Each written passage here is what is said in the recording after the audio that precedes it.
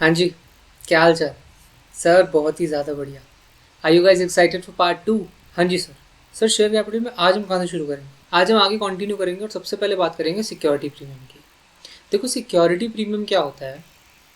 For example कोई भी ऐसी वैल्यू या कोई भी ऐसा अमाउंट जो मेरे को नॉमिनल वैल्यू से ऊपर मिलता है उसको सिक्योरिटी प्रीमियम कहते हैं। सर जैसे जैसे फॉर एग्जाम्पल मेरे शेयर की नॉमिनल वैल्यू 10 रुपये है, बट मैंने अपने शेयर को इशू 15 रुपये पे किया, तो ये 10 रुपये से ऊपर वाले जो 5 रुपये हैं that is called security premium. ठीक है सर।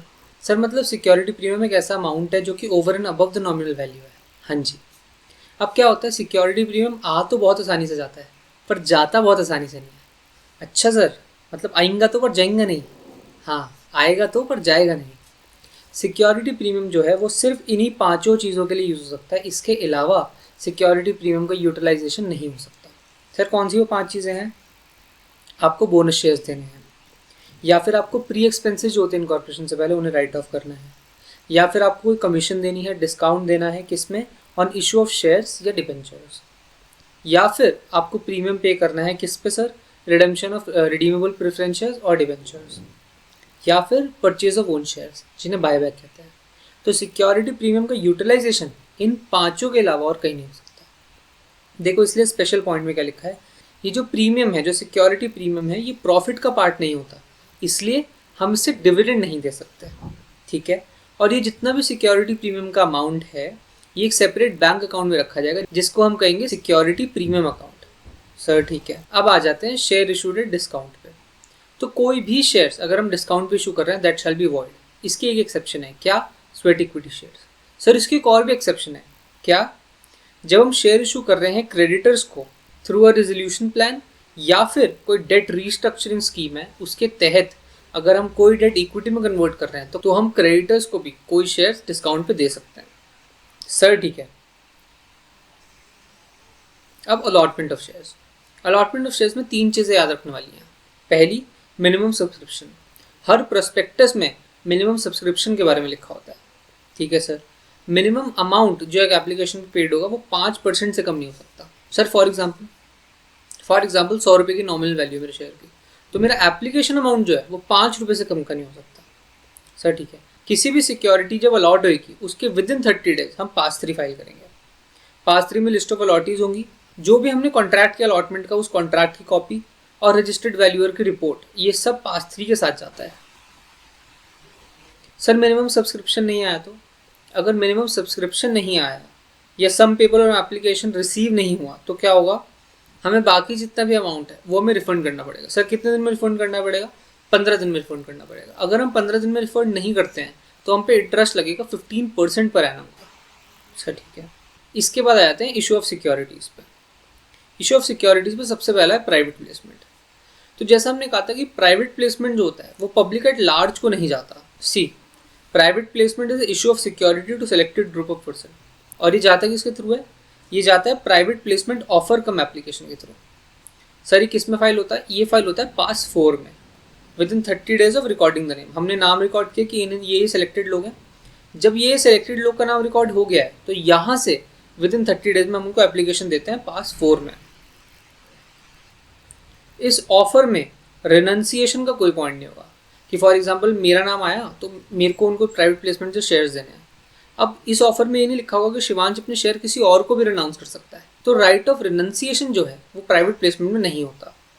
सर अगर प्राइवेट प्लेसमेंट करनी है तो स्पेशल रेजोल्यूशन पास करना पड़ेगा, और पर्सनस जो है वो नॉट एक्सीडिंग 200 होने चाहिए। 200 लोगों से ज़्यादा नहीं होने चाहिए ईच काइंड ऑफ सिक्योरिटीज़ के लिए। सर इन 200 की लिमिट पे क्या क्या नहीं आएगा? इन 200 की लिमिट में QIBs नहीं आएंगे या एम्प्लॉयज़ नहीं आएंगे थ्रू ESOP। सर ठीक है।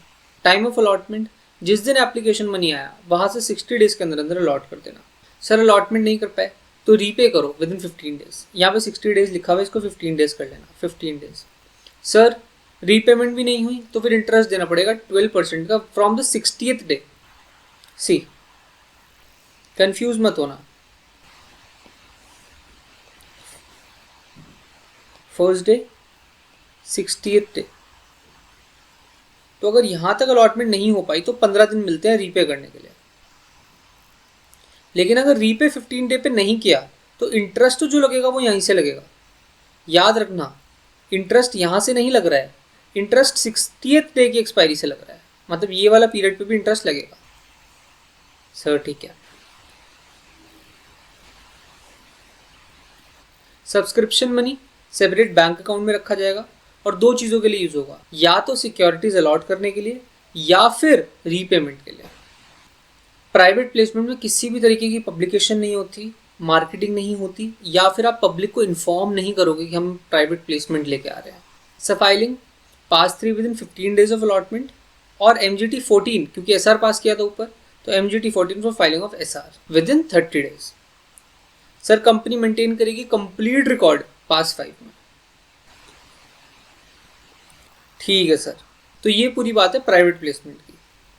अब आ जाते हैं इक्विटी शेयर्स में डिफरेंशियल वोटिंग राइट के साथ। मतलब इक्विटी शेयर होल्डर तो हैं पर वोटिंग राइट डिफरेंट है। हमने पिछली क्लास में बात करी थी ना, एक शेयर 4 वोट हो सकता है, बिल्कुल हो सकता है। सर डिफरेंशियल वोटिंग राइट के लिए क्या क्या चीज़ें हैं? सबसे पहले तो हमारे पास AOA में ऑथराइजेशन होनी चाहिए। ऑर्डिनरी रेजोल्यूशन पास करेगी कंपनी की हमें इक्विटी शेयर्स में डिफरेंशियल वोटिंग राइट चाहिए। अगर लिस्टेड कंपनी है तो यही इक्विटी शेयर में डिफरेंशियल वोटिंग राइट इशू करने के लिए हमें पोस्टल बैलेट या फिर वोटिंग का सहारा लेना पड़ेगा। अब जो वोटिंग पावर है विद डिफरेंशियल वोटिंग राइट वाली, that shall not exceed 74% of the total voting power. Sir मतलब मैं डिफरेंशियल वोटिंग राइट के साथ मैंने शेयर्स इशू कर दिए, पर उन शेयर्स पे जो वोटिंग राइट है वो 74% से ज़्यादा नहीं होनी चाहिए। सर ऐसा क्यों? एक बात बताओ, बेसिक लॉजिक, अगर मैं डिफरेंशियल वोटिंग राइट 90% की इशू कर दूँ तो मेरे को तो किसी और की ज़रूरत ही नहीं है, तो मैं तो कंपनी में स्पेशल रेजोल्यूशन भी पास कर दूंगा, OR भी पास कर दूंगा, हर चीज़ मैं ही कर सकता हूँ। अच्छा सर, इसलिए 74% रखा है। हाँ, ताकि स्पेशल रेजोल्यूशन पास ना हो पाए। बिल्कुल सही सर। कंपनी ने डिफ़ॉल्ट ना किया हो फाइनेंशियल स्टेटमेंट से एनुअल रिटर्न फाइल करने में प्रीसीडिंग 3 ईयर्स में, या फिर सब्सिस्टिंग डिफ़ॉल्ट। सब्सिस्टिंग मतलब एग्जिस्टिंग डिफ़ॉल्ट ना हो पेमेंट ऑफ डिविडेंड में, डिपॉजिट्स की मैच्योरिटी में, या फिर रिडम्पशन ऑफ प्रेफरेंस शेयर्स या डिवेंचर्स में। दूसरा, not defaulted in the payment of dividend of preference shares, term loan from public financial institution, state level financial institution, scheduled bank, statutory dues to employees, या amount credited to IEPF। अब एक बात याद रखना, जो second point है वो subsisting default का है, मतलब एग्जिस्टिंग डिफॉल्ट का है, और जो थर्ड है वो कभी भी डिफॉल्ट ना कर रखा होगा कंपनी ने। सर अगर डिफॉल्ट कर रखा है, इस डिफॉल्ट को मेक गुड करो और उसके 5 साल बाद कंपनी डिफरेंशियल वोटिंग राइट्स के शेयर इशू कर सकती है। सर ठीक है। सर कंपनी अपनी एग्जिस्टिंग इक्विटी कैपिटल को डिफरेंशियल वोटिंग राइट में कन्वर्ट कर सकती है? तो नहीं, ऐसा नहीं हो सकता। और ये जो डिफरेंशियल वोटिंग राइट के शेयर आपने इशू करे हैं, इसका डिस्क्लोजर आप बोर्ड रिपोर्ट में भी देना। सर ठीक है। इसके बाद आते हैं issue and redemption of preference shares. ठीक है सर, पहली बात तो ये कि कंपनी इररिडीमेबल प्रेफरेंस शेयर्स कभी इशू नहीं कर सकती। कंपनी रिडीमेबल प्रेफरेंस शेयर्स भी इशू कर सकती है, बट वो 20 साल से ज़्यादा के लिए नहीं होनी चाहिए। ठीक है सर। और कंपनी रिडीमेबल प्रेफरेंस शेयर्स सिर्फ तभी इशू कर सकती है जब उनके पास ऑथराइजेशन है वो AOA में। सर ठीक है। इसके अलावा आपको प्रेफरेंशियल इशू करने हैं तो आपको SR पास करना पड़ता है। आपकी सबसिस्टिंग डिफॉल्ट ना हो, redemption of preference shares, payment of dividend in preference shares में। सर अगर आपको रिडेम्पशन करनी है तो आउट ऑफ प्रॉफिट होगा, और प्रॉफिट में जो अमाउंट होगा उसको हम CRR में ट्रांसफर कर देंगे, कैपिटल रिडेम्पशन रिजर्व अकाउंट में, या फिर proceed of fresh issue of shares. तो मतलब फॉर एग्जांपल मेरे को प्रेफरेंस शेयर्स की रिडेम्पशन करनी है, तो या तो मैं प्रॉफिट से कर दूँ, प्रॉफिट में जितना भी अमाउंट है मैं उसको CRR में ट्रांसफर करूँ और वहाँ से पेमेंट कर दूँ, या फिर मैं फ्रेश इशू लाऊँ और उस इशू से रिडेम्पशन करूँ। सर ठीक है। अगर कंपनी रिडेम्पशन करने की पोजीशन में नहीं है तो with the consent of 3/4 of preference share holders plus approval from tribunal, company कहेगी जब हम फ्रेश इशू ले आते हैं, और जब ये फ्रेश इशू आएगा तो जितने भी प्रेफरेंस शेयर होल्डर अनरिडीमेबल हैं उनको रिडीमेबल मान लिया जाएगा कि वो रिडीम हो चुके हैं। कैपिटल रिडेम्पशन रिजर्व एक तो रिडेम्पशन ऑफ प्रेफरेंस शेयर्स के लिए यूज होता है और बोनस शेयर के लिए भी यूज होता है। सर ठीक है। Filings pass 3 with in 30 days of allotment, MGT 14 with in 30 days of SR, और SH7, ये पॉइंट नया है, इसको याद रखना, SH7 with in 30 days of redemption. ये सिर्फ रिडेम्पशन के केस में होता है, सर इशू के केस में नहीं होगा। नहीं, SH7 आपको सिर्फ रिडेम्पशन पे फाइल करना है। जिस दिन आपने प्रेफरेंस शेयर होल्डर्स का रिडेम्पशन किया वहाँ से 30 दिन में SH7 फाइल करना होता है। सर ठीक है। अब यहाँ पे मेजरली एक पार्ट खत्म होता है। अब हम आते हैं सेकंड पार्ट पे, further issue of shares. Further issue of shares में हम 3 बातें पढ़ते हैं। पहला, राइट इशू, दूसरा एम्प्लॉय स्टॉक ऑप्शन और तीसरा प्रेफरेंशियल इशू। सर इन तीनों में डिफरेंस क्या है? राइट इशू होता है एग्जिस्टिंग शेयर होल्डर्स को, एम्प्लॉय स्टॉक ऑप्शन होता है एम्प्लॉयज को, और प्रेफरेंशियल अलॉटमेंट किसी भी इंसान को सकता, चाहे वो एम्प्लॉय हो, चाहे वो शेयर होल्डर हो, या चाहे इन दोनों में से कोई ना हो, कोई अदर स्पेसिफाइड पर्सन हो, तो प्रेफरेंशियल अलॉटमेंट उसको भी हो सकती है। सबसे पहले बात करते हैं राइट इशू की। Section 62 subsection 1 clause A. ठीक है सर, राइट इशू आप बोर्ड रेजोल्यूशन से करोगे, बोर्ड रेजोल्यूशन से आप बोर्ड की अप्रूवल लोगे और लेटर ऑफ ऑफर भेजोगे सारे एग्जिस्टिंग शेयर होल्डर्स को। मेंबर जो है जिसके पास लेटर ऑफ ऑफर गया है वो 15 से 30 दिन के अंदर अंदर अपना जवाब देगा। उस ऑफर में राइट टू रिनाउंसमेंट भी होता है कि मेरे को शेयर चाहिए, मैं चाहूँ तो अपने शेयर्स किसी और को रिनाउंस भी कर सकता हूँ। अच्छा सर, ये जो नोटिस होगा ये डिस्पैच कैसे होगा? Registered post, courier, speed post, electronic mode या ऐसे किसी भी मोड से जिसपे प्रूफ ऑफ डिलीवरी हो। सर ठीक है। एम्प्लॉय स्टॉक ऑप्शन की अब सबसे पहले हम ये देखते हैं एम्प्लॉयज कौन कौन है। एम्प्लॉयज में आता है डायरेक्टर, वेदर WTD और नॉट, excluding independent director. Independent director को स्टॉक ऑप्शंस नहीं मिलता है। ठीक है सर। परमानेंट एम्प्लॉय चाहे इंडिया में हो चाहे अब्रॉड हो। ठीक है सर। Employee defined under A and B of subsidiary जो कि इंडिया में है या अब्रॉड है, या फिर ऑफ होल्डिंग कंपनी। अब एम्प्लॉयज में ये दो लोग नहीं आते सर, कौन कौन? एम्प्लॉय जो कि प्रमोटर है या person belonging to promoter group है, या फिर डायरेक्टर जो खुद या फिर रिलेटिव के साथ होल्ड करता है more than 10% of the outstanding equity shares of the company. ये लोग नहीं आएंगे। स्टार्टअप के केस में शुरू के 10 साल इन लोगों को भी इंक्लूड किया जाता है। सर ठीक है। ईसॉप की ऑथराइजेशन कौन देगा? पब्लिक कंपनी है तो बाय SR, प्राइवेट कंपनी है तो OR। ठीक है सर। अब OR और SR के अलावा दो चीज़ें ऐसी हैं जिसमें हमें सेपरेट रेजोल्यूशन चाहिए होगा, मतलब एक और सेपरेट रेजोल्यूशन पास करना पड़ेगा। अगर हम ऑप्शन ग्रांट कर रहे हैं टू एम्प्लॉयज ऑफ सब्सिडरी या होल्डिंग, या फिर हम ईसॉप्स दे रहे हैं 1% और more of the issued capital to identify employees during 1 year, ऐसे केस में एक सेपरेट रेजोल्यूशन भी पास करना जरूरी होता है। सर ठीक है। अगर ईसॉप की टर्म्स एंड कंडीशन में कोई वेरिएशन है तो आप SR पास करोगे। कंपनी के पास पूरी फ्रीडम है कि वो कोई भी लॉक इन स्पेसिफाई कर सकती है, और जब तक आप वो ऑप्शन एक्सरसाइज नहीं कर लेते आपके पास डिविडेंड लेने का कोई राइट नहीं है। सर कंडीशंस क्या क्या है? ये ऑप्शन ट्रांसफर नहीं हो सकता, ये ऑप्शन को आप मॉर्गेज, प्लेज या हाइपोथिकेट नहीं कर सकते, या फिर ये कोई और एक्सरसाइज नहीं कर सकता other than the employee. Sir ठीक है। सर एम्प्लॉय की डेथ हो जाती है तो ऑप्शन उसके लीगल हायर्स के पास चला जाएगा। सर वो परमानेंट इनकेपेसिटी में आ जाता है तो फॉर एग्जांपल किसी एम्प्लॉय को ऐसा कुछ हो गया कि वो परमानेंटली इनकेपेबल हो गया, तो क्या होगा? तो उसी दिन वो ऑप्शन उस पर वेस्ट कर जाएंगे। सर मैंने रिजाइन कर दिया, टर्मिनेट कर दिया, तो मेरा जो ऑप्शन है वो एक्सपायर हो जाएगा। ईसॉप्स का रजिस्टर SS6 में फाइल होता है, रजिस्टर्ड ऑफिस पे होता है, या फिर किसी ऐसी प्लेस पे जहाँ बोर्ड करेगा। जितनी भी एंट्रीज होती हैं वो CS ऑथेंटिकेट करेगा। अगर कंपनी में CS नहीं है तो बोर्ड ऑथराइज करेगा इन दिस बिहाफ। सर ठीक है।